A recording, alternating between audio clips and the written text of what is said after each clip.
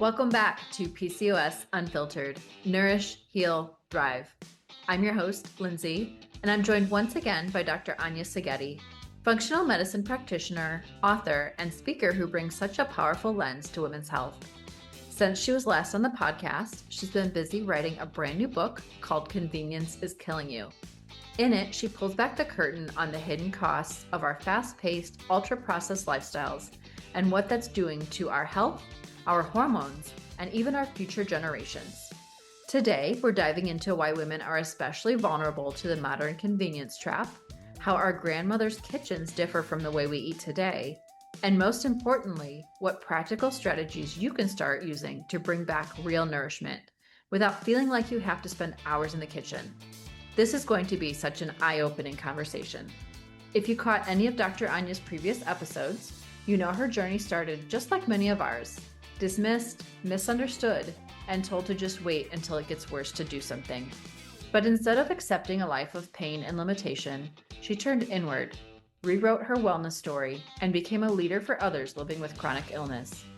If you are over the quick fixes and band-aid solutions, and finally ready to rewrite your healing story, I want to personally invite you to Unwritten, Healing Beyond the Diagnosis, a free 3-part virtual event I'm hosting starting October 9th. We are bringing together real experts, including Dr. Anya, with real solutions to help you write the story your doctor never told you was possible. Be sure to click the link in the show notes for full details and to register. As a reminder, the content shared on PCOS Unfiltered is for informational and educational purposes only. The views and opinions expressed by the host and guests are not intended to serve as medical advice. Always consult with a qualified healthcare professional before making any changes to your diet, exercise, or treatment plan. The information shared is based on personal experience and expert interviews and is not a substitute for professional medical guidance. Now let's get started with this episode.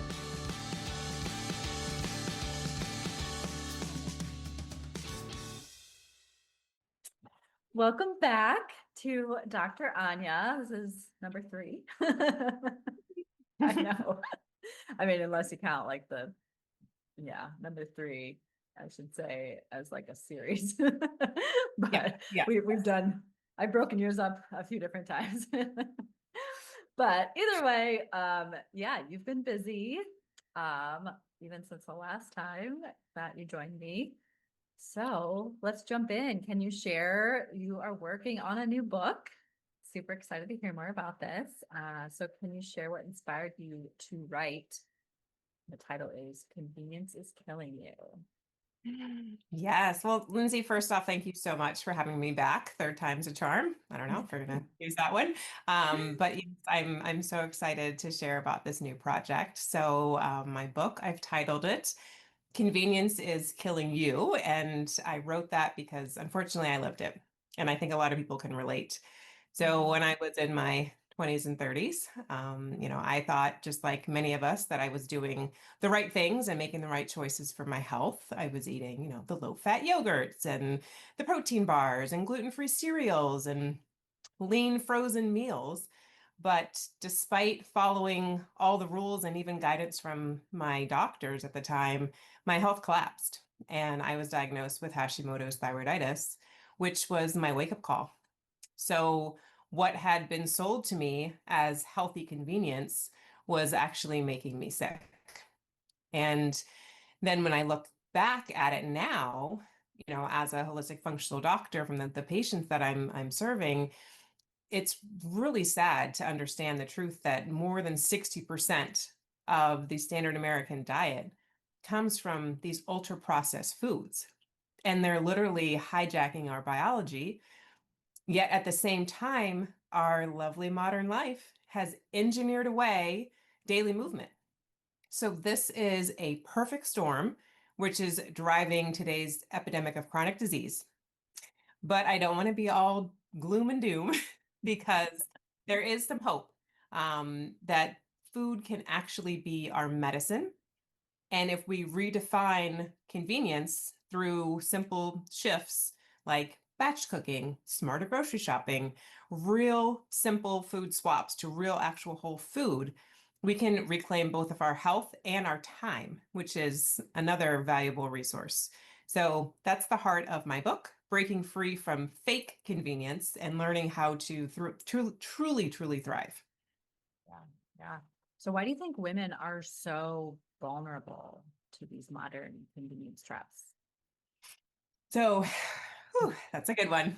And that's one I really want to highlight in both my book and spend a little time breaking down now with you. So women, we are especially vulnerable to convenience traps because for decades, we've been the primary target of food marketing.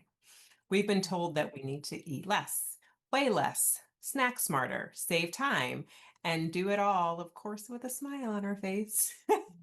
So when these companies slap words on the front like low fat and gluten free or lean, it gives us this out. It gives us this feeling like they're giving us this shortcut that we've been searching for. But then when we pile on top of that, that women are often the default caretaker. They're juggling careers, households, kids, aging parents. So convenience then isn't just appealing, it feels like it's a necessary step to be able to keep all the other things moving. But the tragic irony is that these solutions, just like I experienced with the protein bars, the diet shakes, the frozen, quote, healthy meals, they end up leaving you feeling depleted, inflamed, and unfortunately hormonally out of balance. So if we look at that layer of it, with the women's biology, we are uniquely sensitive to the effects of ultra processed foods. So our hormones, our thyroid, our immune systems, finely tuned machines, but they're the first systems to take hits when we are depleted of nutrients, when we have been consuming inflammatory oils, with the blood sugar spikes and plummets. And so that's why I think we likely see this really strong link between ultra processed foods and conditions like autoimmune disease, fatigue, fertility struggles. But I want to say, when I'm talking about women being vulnerable, it's not because we're weaker. It's because we've been targeted harder. We're often carrying more of the load, and our psychology is paying the price for it faster. So again, the flip side's powerful too, though, because once women are empowered and educated and equipped and begin to reclaim their food and their health, the ripple effect transforms families, communities, and then can touch future generations as well. And that's a good point, because I was just going to say this has been going on for years, and years. I mean, Decades and decades. especially the low fat craze, all that, low carb, fat is bad. I mean, all of that stuff. It's just been building and building. And I mean, I hear from so many clients and women, as I'm sure you do, they just get so lost. They get pulled in every which direction. They're not sure what to follow anymore, because one person says carbs are bad, where another one says you should be able to eat all the carbs you want, so Exactly. So yeah, it can be very confusing. What exactly are ultra processed foods, and why are they harmful? Well, ultra processed foods aren't foods, quote, foods by my definition anyway. So let's start there. So I believe that food should do two things: nourish and heal. And these ultra processed products are more engineered, they're chemical experiments, they're not grown. So some examples are things like refined starches, industrial seed oils, artificial additives that you would never cook with at home. Like we don't have these things in our pantry or our refrigerator. Now, they're harmful because they can actually hijack our biology. So they're disrupting our appetite hormones. So, messing the symptoms or the signals up, saying whether we're hungry or we're full, which is kind of like terrifying to think about that something is that powerful to say, you need to eat more of me, even though your body is like, I've had enough, caloric intake or what have you. They spike our blood sugars, which leads us to fueling chronic inflammation. They are so depleted of nutrients that we're consuming more calories than we should, but so much less nutrients. So we're the term overfed and undernourished comes to mind. and then leaves us really exhausted. And then, as I'm researching for this book, it's really scary to see the studies that are out there that show us that they can cause cancer risk. And you and I both have cancer, unfortunately, in our families. We've lost both of our mothers to cancer. And so that's just, something that's even more prevalent on, I'm sure, both of our hearts. Um, and eating these ultra processed foods can raise your risk of cancer and change your hunger hormones in just weeks. So it's so powerful and terrifying. So while they look like they're convenient, they're really fueling, the chronic disease epidemic we're facing. And like I said, it definitely doesn't fit my definition of food because they're not nourishing and they're not healing. And they're doing the complete opposite. They're inflaming and they're driving disease. Yeah, I can picture it, like, comes to mind, the mad scientist in the lab, because that's truly what it is, because they want you to keep coming back. So they put all these things in it to make it more addictive and keep you coming back for more and think that's, trick your body into thinking that's what it means. Yes. Yeah. Must be nice. It's Really not. scary. Yeah. Your book isn't just about food, it's about lifestyle. So how has convenience in general shaped women's health? Yes, so convenience goes way beyond just food. Food is a super foundational piece of the puzzle, but we've engineered away daily movement with delivery apps and remotes and drive-throughs. So I was actually interviewed earlier today, and the interviewer said that she had challenged herself one day to see if she can complete all her errands without leaving her car. And she did all her I'm errands sure. through Yeah. drive-throughs. Yep. And then she joked, well, we probably could do them all from home now. And I'm like, yes, it's true and it's scary. Um, and so, it might seem helpful when we're juggling so much, but the reality is it's left us more sedentary, more inflamed, more exhausted. And for women, especially, this combination of nonstop responsibility plus ultra convenient living with the ultra processed foods and the lack of movement has really put us in a health deficit quickly. So, always want to end with a hopeful part, a silver lining. This doesn't require hours in the gym. I'm definitely not a gym rat myself, but just taking small shifts. So, for example, when I was doing that interview, it was a 45-minute interview, I was pacing. So, just simple things like that. I have a stand-up desk that I probably should be using right now, but I'm not. But I have it available, so I can use it. And then picking one day a week to cook a simple meal at home. These simple tasks can start to restore balance. Yeah, that's super important. And I talk about that with a lot of my clients. Actually, we'll be talking about that in my own book. But, just, yeah, you can't Congratulations, be, by the way. thank you. You can't be overwhelmed by it all. If you think you're going to make this huge shift and tackle it all at once, it's not going to happen. You really have to start with, yeah, just that one thing, whether that's parking further away when you actually go Oh, to the yes. store, or like you said, just, planning one good, nutritious, nourishing meal, um, on a certain day of the week to start, like whatever it might be, because yeah, it can be so daunting. And I know I didn't get to where I am. I've been 5+ years now, but it's taken a long time to get to where I am. And I've had to systematically, remove things and change my lifestyle and all that stuff. So, you've written about your grandmother's kitchen. How does that contrast with today? So even just thinking about my grandmother's kitchen, like my heart just is so full of love, and my stomach growls at the same time because it just like the smells were amazing because she Yes. was cooking with real food and it was like beautiful smells. Like she had beautiful gardens and she would, bring in vegetables from her garden and the meats were fresh from the butchers and she's baking the bread herself. And so if you contrast that to the average kitchen today, most kitchens are stocked with boxes and packages and freezers full of, ready-made meals that were not prepared at home for speed and convenience.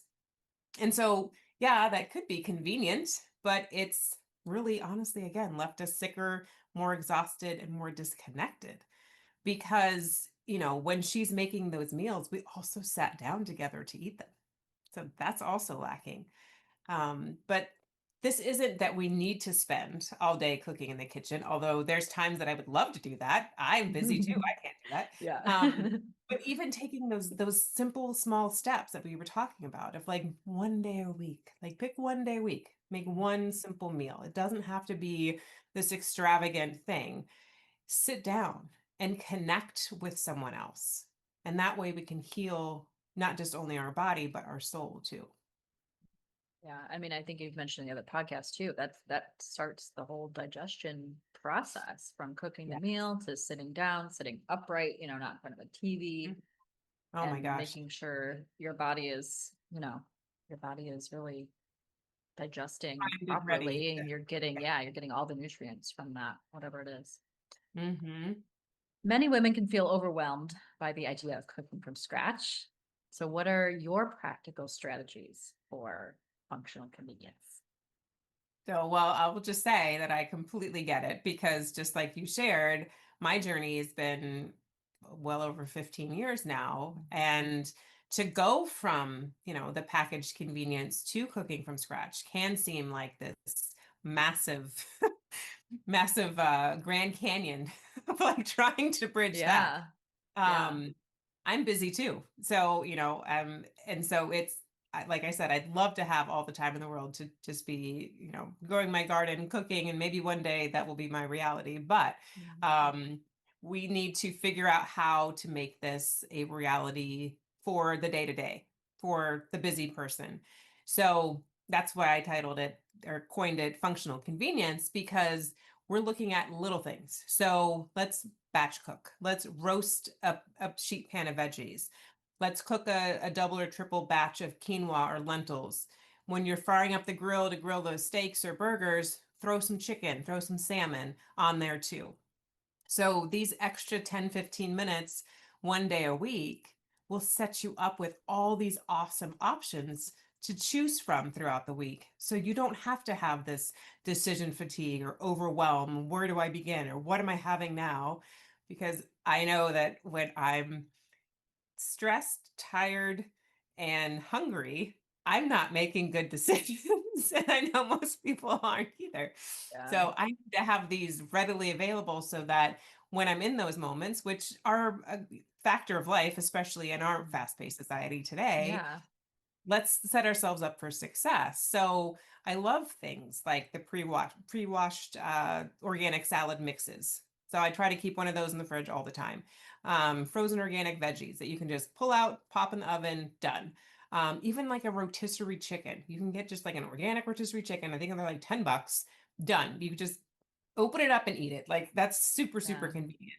They're not ultra processed, they're not from scratch, but they're a beautiful bridge to gap Yeah. while we're working on, taking those little steps. So, as I mentioned earlier too, it doesn't have to be perfect. It doesn't have to be Yeah. beautiful.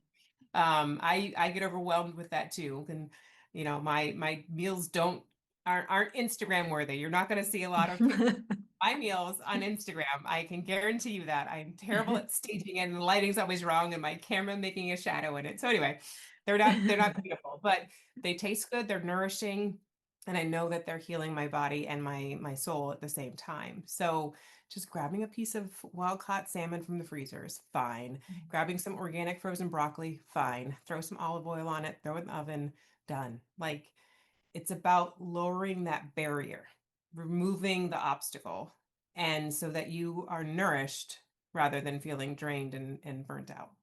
Yeah. Yeah. You bring up the rotisserie chicken. Uh, I, as you know, I travel, quite a bit with my husband and stuff, and we'll be gone for a couple weeks sometimes at a time. And my newest thing though, and this is where convenience has actually been beneficial, is because I know when I get home, I'm either tired and or I got something to do. So I've been ordering my groceries so that when I get home, everything's pretty much right behind me at the door. But like the other day when I did that, I did order rotisserie chicken because not only did I have the stuff, but I was like, I just need something, now. And so, yeah, so it was a great bridge. It's not something that I do regularly, and I don't have the rotisserie chicken regularly. I'd rather have some good, organic organic chicken and season it the way I want to and all that. But it's a great option as you are trying to, trying to work and still kind of making some Do all the changes. things and be Yeah, everything to everything. exactly. Yep. What role does food play in hormone balance and autoimmunity? Mhm. So food is one of those things. It is a super powerful lever for both hormone balance and autoimmunity. So every bite is information. And it's either going to calm down that chronic inflammation and support our hormones, or it's going to trigger immune dysfunction and hormonal chaos. So when we look at the ultra processed foods, so we have the refined sugars, the inflammatory seed oils, the additives, again, those are going to spike blood sugar. Those stress our adrenal glands and they keep your body in a state of chronic inflammation. And then over time, especially when we pair it with the reduction in natural movement from our modern conveniences, again, that's the recipe for hormone imbalances like PMS, perimenopause symptoms, thyroid dysfunction, and for many women, unfortunately, like myself, autoimmune, like Hashimoto's. So then if we look at the other side of the spectrum, the hopeful part is the opposite is also true.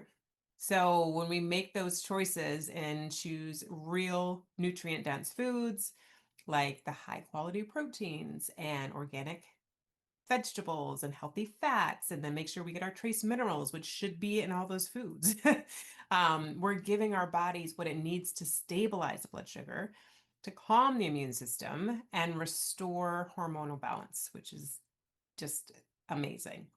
So I've seen with some of my own patients, women shift their energy, their mood, and their symptoms dramatically in just a matter of weeks once the food starts working with their biology instead of against it. And I know you've seen the same with the clients that you work with as well. It's very powerful. Yeah. Yeah. And once you feel it, it's very eye-opening and motivating for sure. Mhm. You spend a lot of time in Europe, once a year usually. So what lessons did you take from Europe that you can apply here? Yeah, so we're very, very blessed. We typically spend about 2 to 3 months in Europe every year. My husband's family is over there, and we take that opportunity to go and explore different countries. And one of the biggest lessons I took from my time there, as I was thinking of, writing this book and preparing the recipes and different things, and some I've gathered from my time there too. So I'm excited for those. But food is looked at as something that is enjoyed and shared and prepared with love rather than just fuel or a product in a package, the way we look at it here in America.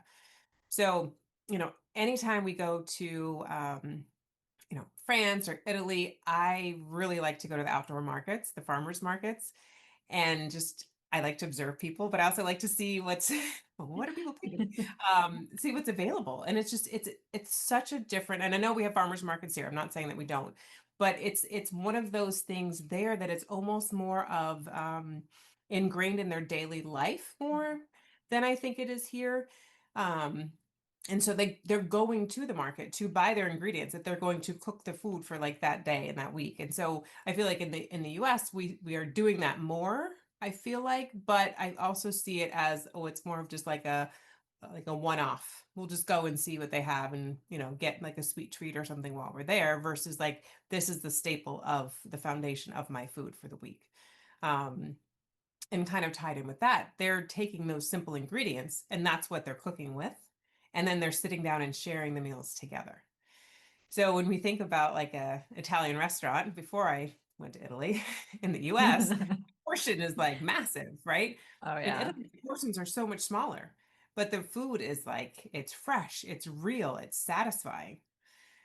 Another piece of the puzzle there is they're not obsessed with dieting.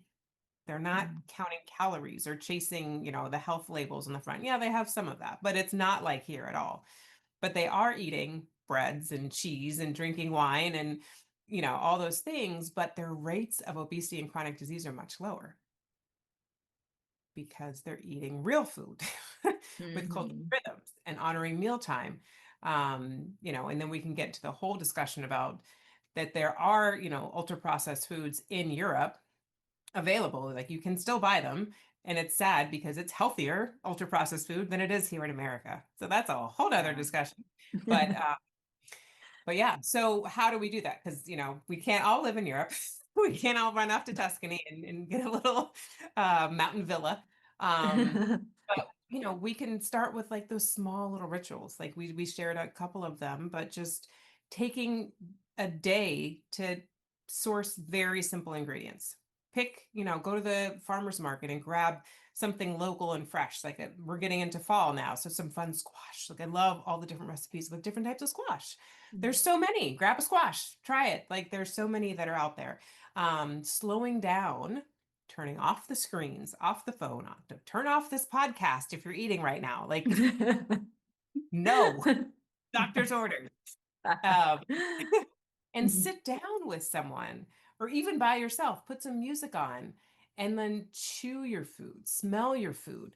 These small shifts, they are going to help to heal, not only, as I mentioned, your body, your soul, and help to bring you back into alignment with your biology. And these have ripple effects long term. Yeah. I was going to say probably the movement piece too that you see more Oh, yeah, in that's Europe true. too, Yep, right? yep. Yeah. And especially the older generations are still, they're out there. They have gardens. They're, pulling weeds. They're carrying their groceries home. They're riding their bicycles everywhere. Like it's so much different than the majority of America, as far as the movement piece for sure, the community piece, the movement piece, the quality of the food. Like there's so many different pieces of the puzzle. So it's not just, just the food piece. It's all these other bits that are tied into and connected to it that make, the cumulative effect. Yeah.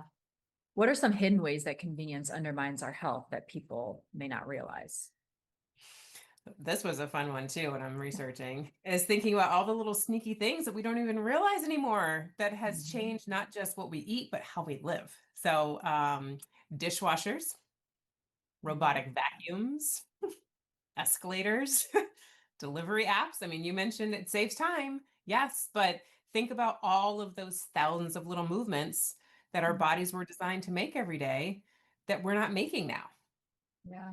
So that would kept our metabolism up. It kept our hormones balanced, and those are gone.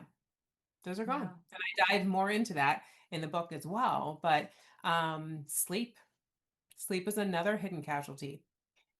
This is something that, full disclosure, I get on my husband about. He is a doomsday scroller. I'm like, what are you doing? Like, I don't know. Don't tell. I'm like, I don't want to watch that. Did you type something in and are you searching for something specific? Because the man is incredible. He uses YouTube for a lot of things and has built and created some incredible things. But when you just sit there on your phone and you let those bots control what's going into your brain, that's a problem.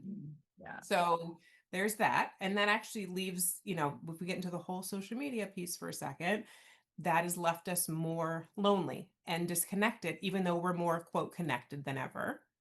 So we have that. So true. We have the ability to have calories show up at our door any hour of the day, just hand delivered to us. Whatever we want can just be delivered right to us.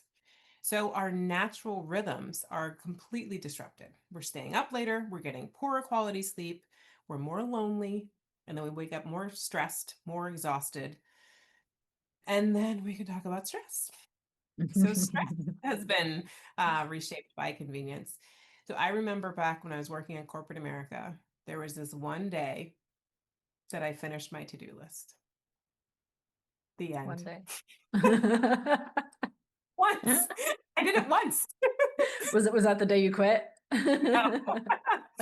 No, I stopped doing my to-do list before I quit. But no, we're nonstop multitasking. Oh, yeah. Emails on the phone, groceries arriving at the door, right? Meetings on Zoom. Here we are on Zoom. We never really turn off. When's the last time you just sat and did nothing for 5 minutes? It's very hard to do because you constantly want to Very reach for hard your to do. phone. Yeah. Uh-huh. And you're like, Yeah. oh crap, I gotta do this, I gotta do that. I have this coming Yeah. up, I have that coming up. Yeah. So convenience was supposed to give us more time and space, but it's actually left us stressed out, sedentary, lonely, overstimulated, and depleted, which is Yeah. complete opposite of what it's supposed to do. Exactly. Uh, Last question. So if listeners could take away one thing from this conversation, or maybe you want them to remember one message from your upcoming book, what would that be? So if there's one thing that I want the listener to take away, it's this. Convenience isn't free. There's a very high cost. So the foods, the habits that feel the easiest in the moments are often the ones that are the worst culprits. They're draining our energy, they're causing our hormones to go out of balance, and they're detrimental to our long-term health. So there is hope if we redefine convenience for ourselves with real food, simple daily shifts, then your body will respond accordingly. And this, like we talked about, this is not about perfection. This is about awareness, number one, and then consistency. So picking a small choice, because every choice matters. One small shift, like we talked about, cooking one real meal a week, walking instead of just sitting doomsday scrolling on your phone, and sitting down to eat a meal together, have that community piece of the puzzle that moves you from depletion towards vitality. Because you have to remember, food isn't just fuel, it's information. And every time we take one of these packaged shortcuts, it chips away at our health. While real food is building resilience. And so our bodies were designed to heal and thrive. We just need to give it the right tools, the right building blocks, and oftentimes get them out of the way so that Yeah. Yeah. Yeah. You have to break the cycle. I mean, all that Mhm. stuff that you talked about creates this vicious cycle. And so just doing that one little thing can break that cycle. And then you Yes. can just keep moving forward from there. Yeah, Yeah. absolutely. Yep. Absolutely. And it's worth it. Your health is worth it. You are worth it. Then Mhm. it doesn't have to be like we talked about, it doesn't have to be this entire, makeover overnight. Like we don't need to go clear out your pantry and throw everything away. Yeah. Let's start with one small shift. What's one thing we can add to our life, our daily life, to make it more nourishing, more healing, more balancing? Yeah, for sure. Well, that's all we have for the questions, but I do just want to throw in there that Dr. Anya will be speaking at our event. So there are 6 speakers in total, including myself. And it is taking place, so depending on when you're listening, October 9th, October 16th, and October 23rd from 6 to 7:30 p.m. Eastern time, each of those nights. So even if you missed the first night and you're maybe just catching this in the middle, which Dr. Anya will be speaking the second night, which is October 16th, but you can still sign up. It is free to register. So I'll be sure to, in addition to posting all of her information, of course, so you can connect with her, I'll post the link for the event as well. I think that's all we have. I mean, that was amazing. I'm super, super excited for this. Book launch date times, hopefully for Yeah. early 2026. We'll just keep it general for now because I'm trying to get out of my own way with my own perfectionism drug. So we'll just leave it there. Yeah. Yes, yes. And yeah, and when it gets closer, depending again on when somebody listens, I can always update the notes too. So, um, super happy, super thankful that you were able to come on and talk about this. This is really good stuff. I'm super excited for this book. So thank you. Thank you. Thank you so much for the opportunity to have me on again, Lindsay. It's always amazing having these conversations, and thank you for sharing them with the masses. Appreciate you. Thank you. I hope this conversation with Dr. Anya has given you a new perspective on the true cost of convenience and how deeply it affects not just our bodies, but our hormones, energy, and long-term health. If there's one takeaway, it's this: small intentional changes like choosing whole foods more often, slowing down, and creating your own version of functional convenience can have a massive impact on your health journey. Keep an eye out for Dr. Anya's new book, Convenience is Killing You, coming out early 2026, to go deeper into everything we touched on today. And in the meantime, join her and 5 other incredible speakers at the event I'm hosting starting October 9th, Unwritten: Healing Beyond the Diagnosis. You can join from anywhere and registration is free. I will be sure to post the link in the show notes for you. As always, thank you for tuning in to PCOS Unfiltered. If this episode resonated with you, share it with a friend, leave a review, and let's keep spreading the message of healing beyond the quick fixes. Until next time, keep nourishing, healing, and thriving. And remember, you are the author of your healing story.